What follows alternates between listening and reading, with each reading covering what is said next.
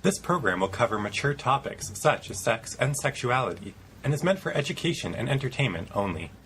You're listening to Sexually Charged Radio at the University of Guelph on CFRU 93.3 FM and online at cfru.ca.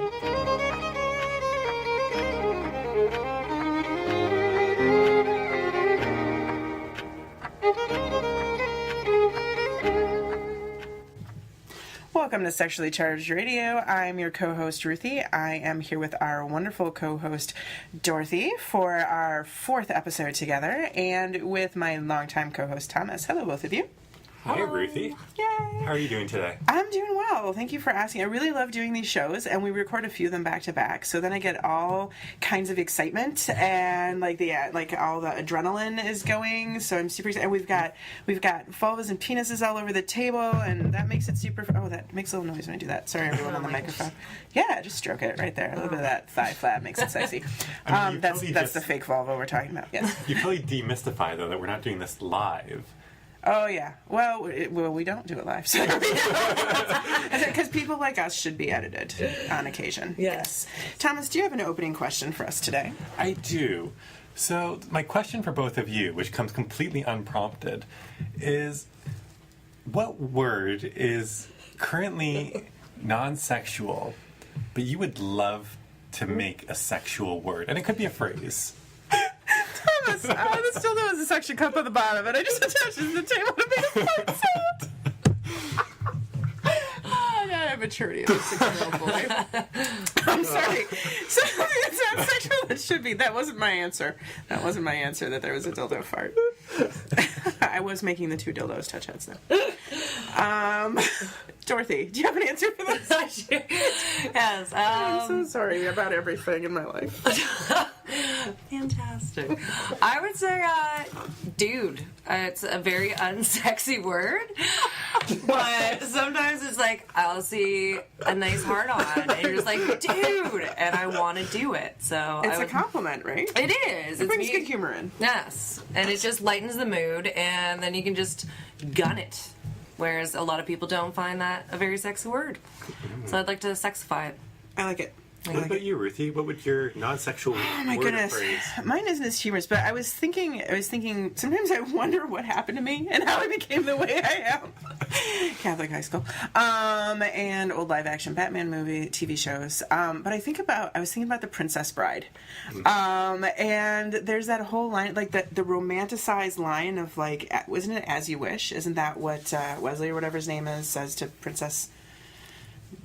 Blue girl, Jezebel, Bluebell, something, whatever her name is. We've just now offended all of the Princess Bride. Oh, sorry. I will repent by watching the movie tonight. Buttercup. There we go. Thank you. So yeah, that As You Wish line is really kind of a romanticized thing, and then I didn't see it as a sexual thing as a child, but now that I'm a kinky, dominant grown up. That's a highlight. So there you go. But it's also really kind of like a strange, delicate thing to say in the midst of a gritty situation. So it doesn't always flow in very well. So I more just think it than ask people to say it. Yes. Yeah, you're like a cap with feathers on it that you like flourish down. Yeah.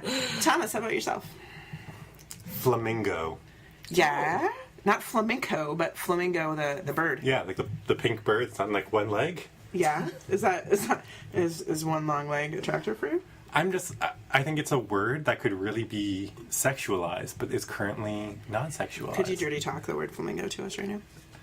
Maybe by the end of the episode. Okay, we'll let you warm into it a little bit.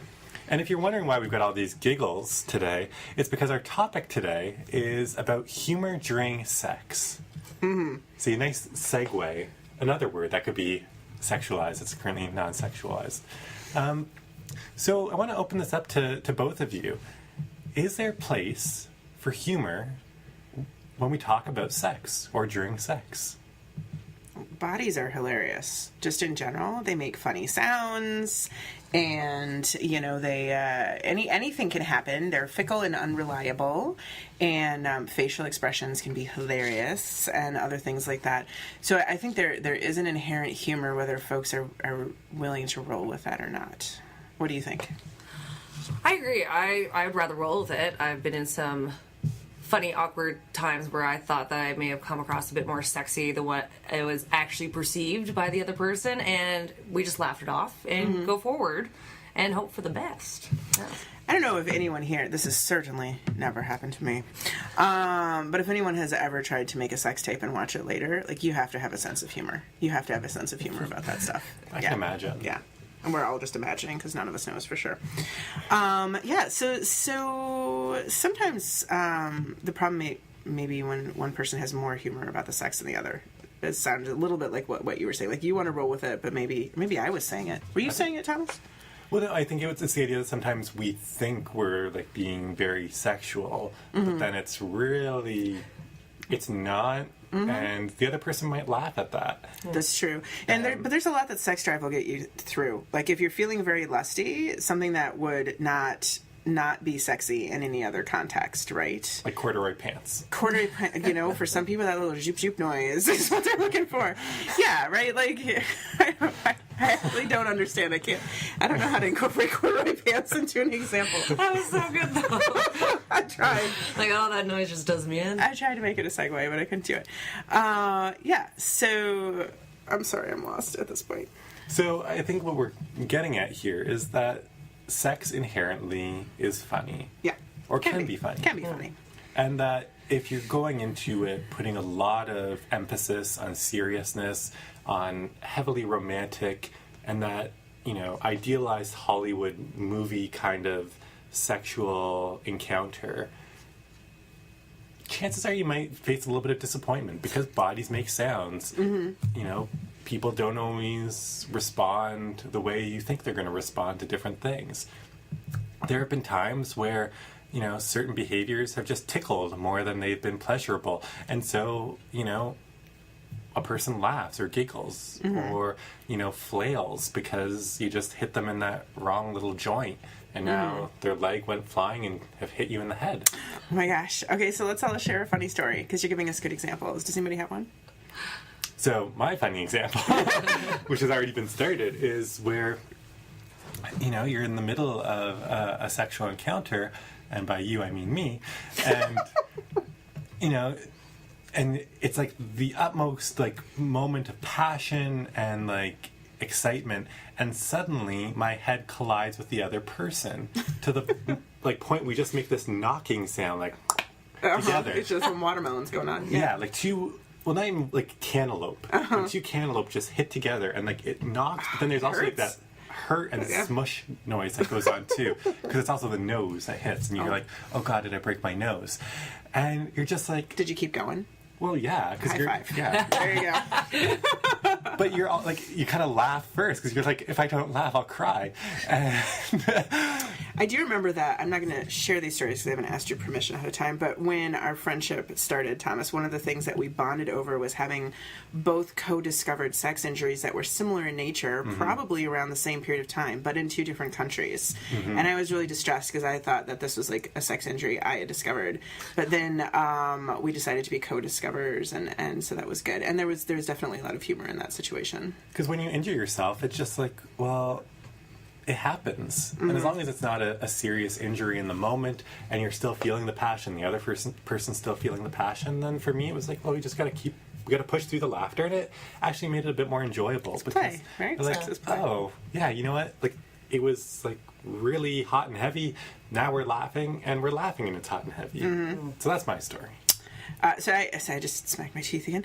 So I have a story. So this was in my very young adulthood. So I'll try to think of ones that are more recent. But so my partner and I at the time were all naked and stuff, and we're just like roughhousing a little bit, like we're kind of like tickling and pinning and stuff like that.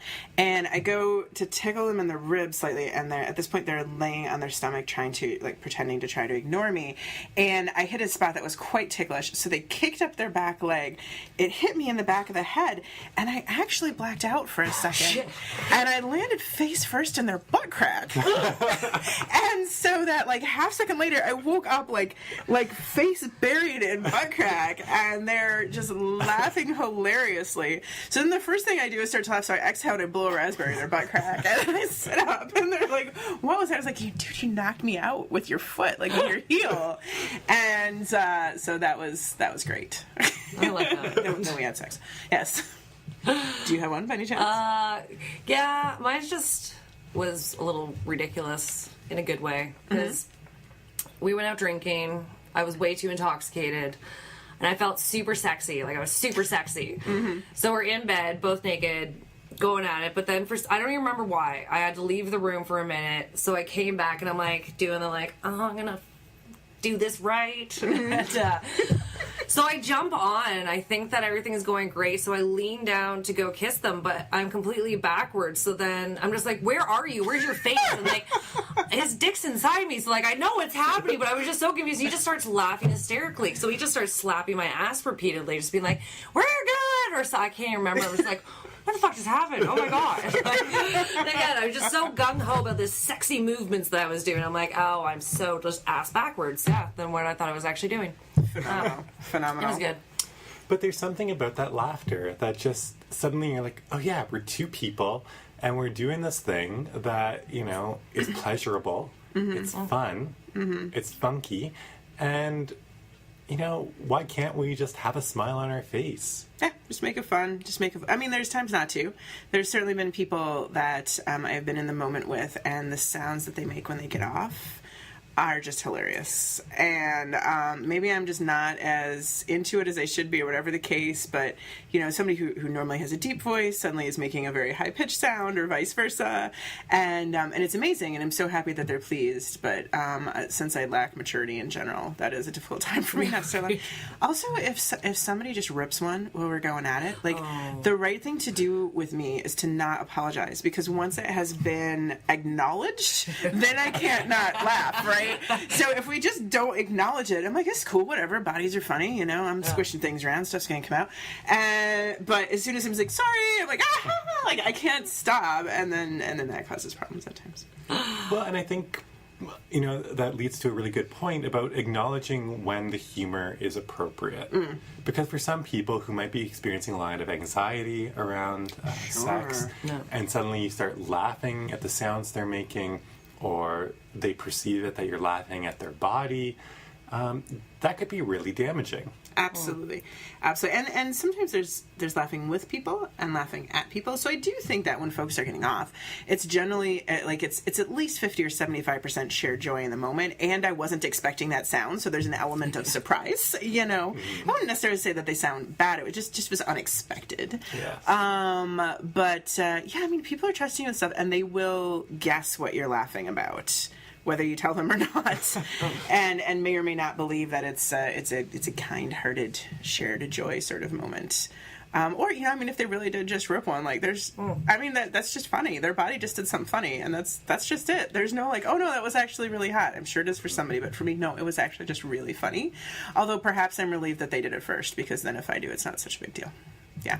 I do like that. I was with someone once, though, that they generally giggled a lot during sex. Yeah, some people do, yeah. Yeah, and to be honest, I would question at the start. It actually made me feel very insecure about myself, because I'm like, are you laughing at me? Like, what's going on? And by the end, I would get so mad, because I'm just like, stop laughing. Like, this isn't fun anymore, because I wasn't a part of this inside joke. I'm like, yeah. Is it my fake? Yeah, it was that whole thing, because it's like, I don't know what's happening now. Yeah. Yeah. So for me, when it starts to happen that I'm bringing the humor into the situation, I always try to acknowledge and say, you know what, I might laugh, I might giggle or chuckle or whatever, or I did just do that because this is fun and this is exciting. I love this. I'm so happy right now. Yeah. I'm glad we're both here. I'm glad we're totally both laughing. I'm glad you farted first because I really need to, or something like that, right? Yeah. And I'm so glad that we can talk about this at Sexually Charged Radio at 93.3 FM in the Guelph area. And you can listen to our past episodes at cfru.ca, or you can look us up on YouTube. Ooh, that was a tongue twister. By searching Sexually Charged Radio on YouTube. And how could individuals write in questions, Ruthie? You can send us a question. We'd love to get your question at asksc@uaguelph.ca. Guelph is spelled Guelph. And those questions are received by wonderful student interns and volunteers at Student Wellness, which is part of Student Affairs here at the University of Guelph, who edit our show and sometimes co-host our show and help with the questions and the promotion, all that great stuff. So it's a collaboration that we appreciate very much. Yeah. So we're talking about humor during sex or humor during sexual encounters. And one thing that I really appreciate about humor is that it can be a great way to introduce new topics into the relationship. So for me, when I'm looking to try something new with a partner, I usually use a bit of humor to say, hey, there's this thing that I'm really interested in, ha ha ha, to see whether somebody's interested in trying something new. Have either of you heard of that or done that? Yeah, no, that's a great thing, and I really appreciate you bringing that up for a couple of reasons. Because I think sometimes on the show when we're talking about initiating something new with a partner, we talk about being like super serious about the discussion and negotiate and all this stuff like that. But that's not reality for every situation or for every person, for that matter. So being able to use that sense of humor, like, it gives a little bit of safety too, because you can kind of backpedal if you need to. That's the first thing I thought of. Just kidding. Dorothy. Yeah, right? Like, wouldn't that be funny if I did want that? Oh, my heart. Yeah. yeah. So I'm trying to think of times when I may have done that. I know certainly partners have done that with me too. Like, they'd be like, I saw this hilarious, look at this porn tape. Isn't that funny? And like behind I can see they're like, sort of situation. Like, yeah, that is pretty fun. I'd totally do that. Yeah. So there's a safety and a backpedal with that too. Yeah, I don't know. What do you think? Do you have any stories about this? I think it's nice because I would do it if I found someone, even just like for lighthearted things of finding them attractive. I'd be like, hey, you're pretty hot. I would totally do you. But like, I'm presenting it as a joke, but really I'm like, no, I totally would. Yeah. Like, yeah, for flirting. Right? Yeah, you can do that. Just the gentle form. Yeah, absolutely. Well, I think, and I'm really glad you brought up flirting because I wasn't even thinking about that. But the number of times that I'm like, I'm so interested in this person, I would love to do something, but I feel weird, like, just going up and propositioning them or being, like, so serious about it. And I'm not really great with pickup lines. Like, anyone who knows me knows that I am, like, as smooth as sandpaper. In terms of what I say, my body, however, is... Damn, that could be a pickup line. There you go. But wait, no, that's great for pickup lines. So I do pickup lines sometimes because often I'm at play events, so that it's like sex events or things. So we all kind of know what we're there for, and that in a way can make things really awkward because it's almost like a little too direct, but you still have to go up and initiate the conversation. So these events, usually there is some conversation. It's not so much like a bathhouse or a situation or whatever where there's almost none, or there can be almost none. So I will usually use a lot of humor in those situations, but I think it can be similar at a bar too, because you're not all there for the same thing, but it really is. There's not that many dissimilarities between some bars and some play events, So certainly I've walked up to people and been like, hey there, sort of thing. And like, I know that I'm being cheesy and stupid. I'm also resting a little bit on the privilege of, being assigned female, right? So people perceive me as female, and I can be cheesy and it doesn't roll over into creepy quite as quickly as I think it does for more masculine people than myself, than for guys. I mean, like, if a really masculine, I'm reading masculine straight guy comes up and he's like, hey there, I could laugh. I could think they're creepy. I could think they're just really drunk and not want the situation. And maybe people are thinking that about me too, but I gotta tell you, it's actually worked all right. Walking up to people and just being like, yeah, I couldn't help but notice you're not looking at me, sort of situation, and see where it goes from there. But it is keeping things so lighthearted. It makes it much more fun. And then if someone does want to reject you, they can put it in such a nice way because they can just joke back to you, have this nice rapport, and then depart. And then no one's really that hurt. Less pressure. Yeah. We can all kind of preserve our own dignity and just recognize that didn't work. Nope, bad one. I'll try somebody else now. Yeah. Well, and similarly, like when you want to initiate, so with a partner that you've known for a period of time and you want to initiate a new behavior or activity into your relationship, that humor can be an equally safe mechanism. So, like you were saying, I saw this video, haha. Hey, who would ever do this? Would you do this? Yeah. Or maybe it's something like, knock knock, who's there? Giant dildo! For me. Giant dildo for you, who? And my friend. Yeah. But I think there's just something about that where humor can be used to carefully test the waters. And it doesn't mean you have to be very explicit in your joke, but at least like start hedging some initial conversations about, is that person open to new things? and noticing the direction of the humor. Like, all of us are talking about self-effacing humor to a certain amount. Like, I know I'm being cheesy, or, I'm hoping this turns out okay. But just in case it hadn't occurred to folks, that thinking of perhaps starting by making fun of the other person is not such a way to go. But I bring this up because this is one of the ways that some of the people who do pickup artist type stuff do it, like negging or putting down the partner, or the prospective partner. So you make fun of them a little bit, so it kind of irks them up a little bit, and then they engage with you. And now it's almost like you're basically like a salesperson at that point. If you can just get them to engage with you, then you started the conversation. And one way to do that is to jokingly offend people. So just to recognize that while there is advice out there to do that, I think probably that I speak for the three of us not to be a jerk. Don't do that, dude. Yeah. No, not cool. No, I don't think at any point in this topic of humor, jerkishness is really what we're aiming for. Be kind, and treat each other like humans and stuff. Yeah. And it builds on that idea of sex positivity or pleasure, and how can we use this to enhance the experience and respect the other individual without it coming across as dehumanizing or demeaning of what they're interested in or what you're interested in. And for me, I think that lightness, that airiness of communication enhances authenticity. Mm-hmm. Yep. I'm thinking about role play. Role play is kind of funny a lot of times, right? So there's some people who get really into their role play and there's no humor in it at all, and that's totally cool. That's fine, roll with that. But I just spent some time working at a friend's costume store, and some of the costumes that are sold there are like naughty nurse type stuff and things like that, because people want the excuse to wear themed underwear in public and do so at Halloween, and then that becomes socially acceptable that weekend. But then they sell them the rest of the year because I assume people are going to parties, or they're bringing it home, or whatever the case may be.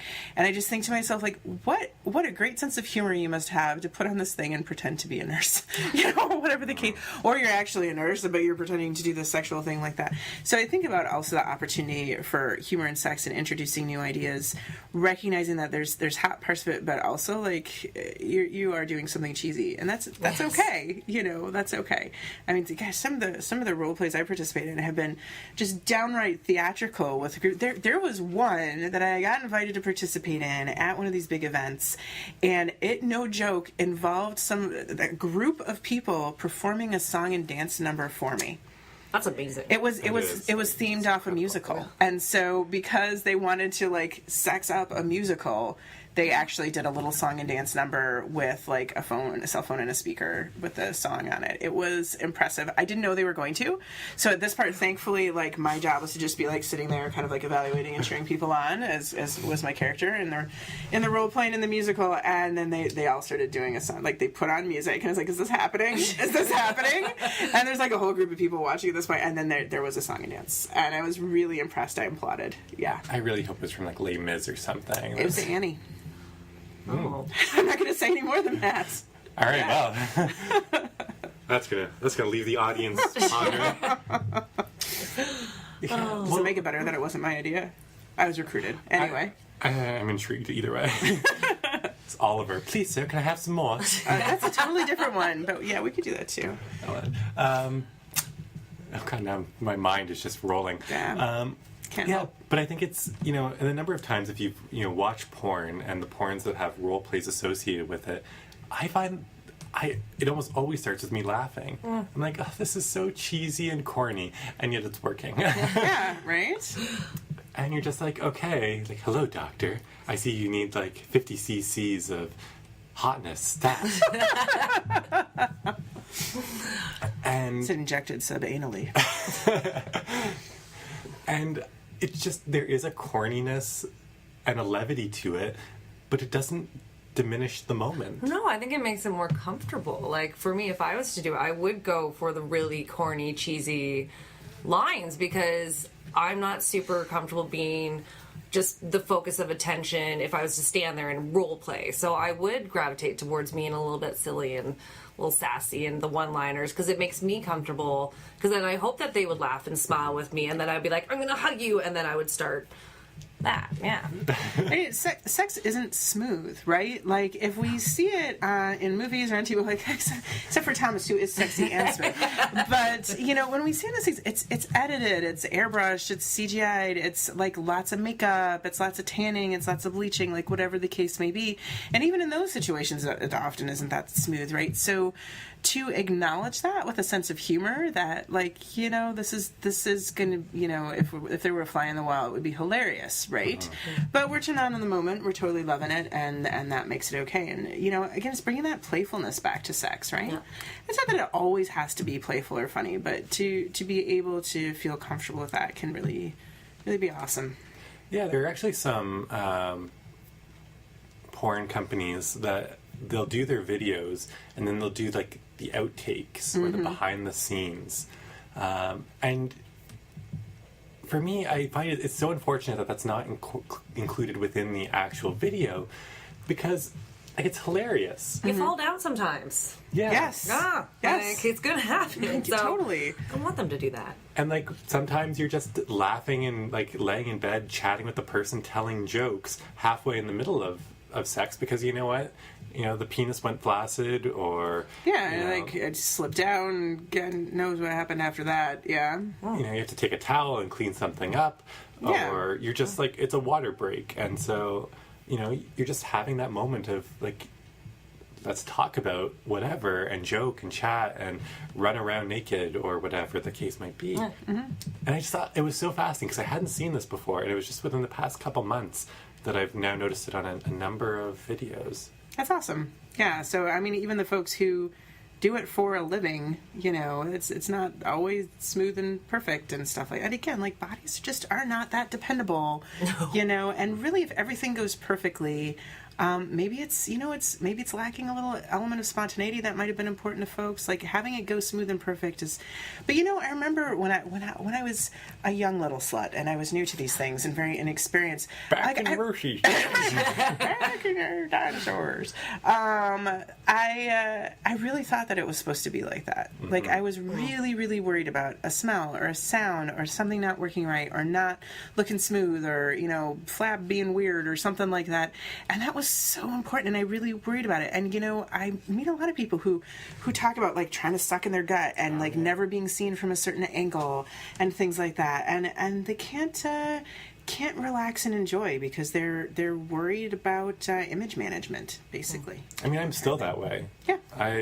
You know, and because, you know, for this show, I share most of my life so that everyone else can understand that things are normal, or at least make people feel better about their own lives by sharing ours. Yeah, there we go. Like, yeah, there's just parts of it that I'm still so uncomfortable with, and I find awkward, and it's like, oh, can I just like not breathe for the next hour and a half? Just no one will notice. And you do those things, and you lose something from those. The times when I can just be there and be present in the moment and laugh and, you know, just have that person poke some fun at me and I can poke fun at them because we're both okay with it. Those were the better times. Yeah. It takes a certain amount of inebriation or confidence in oneself, right? Absolutely. And feeling safe with the other person, Absolutely. too. Yeah, definitely. Well, that's a big one. Yeah. Well, we're running close to the end. Do we have a closing thought that we want to share? So we talked about humor, we talked about role play and initiating and flirting and all sorts of stuff like that. Just in kind of what's sticking with you at the end of this episode? For me, it's just, I don't know. I really enjoy flirting. I think it makes everyone happy. I think that it's a harmless thing, but it compliments people, and it's nice to make other people happy, even if it's not in a sexual form. Yeah. I think everyone deserves that little boost of, even if it's comedic flirting, but it's a fun thing to do, and I think it's heartwarming. I mean, just laugh. Laugh at yourself, laugh at the world. Don't take yourself too seriously, and don't take sex seriously in relation to certain things. Obviously, other things do take it very seriously. With space for humor. Yeah, right? there's always having a space and a time for humor, because life's too short and sex can be too short. Which is funny yet not funny at the same time that happens. Absolutely. Yeah, that permission for play, that permission for humor, and to recognize that you deserve that relationship with your own body and with other people that you're having sex with, and you know, if that's not where you're at right now in life, that's something you can work towards if you want. So thank you so much for listening to Sexually Charged Radio with Ruthie and Dorothy. Thank you both for co-hosting here. Thank you, can Thomas. listen to us at 93.3 CFRU. And we hope you'll come back to listen to us next week. Yay! High five. Good sex radio show. Yay. Got a question for Sexually Charged Radio? Send it to asksc@uoguelph.ca. But please do note that not all questions are guaranteed a response or acknowledgement on the show. We'll let you know if your question's been selected for discussion. Your name will be omitted from the show, but your question will be read out loud if selected. This account is monitored by a peer wellness educator from the Wellness Education Center at the University of Guelph, not by the host of this program.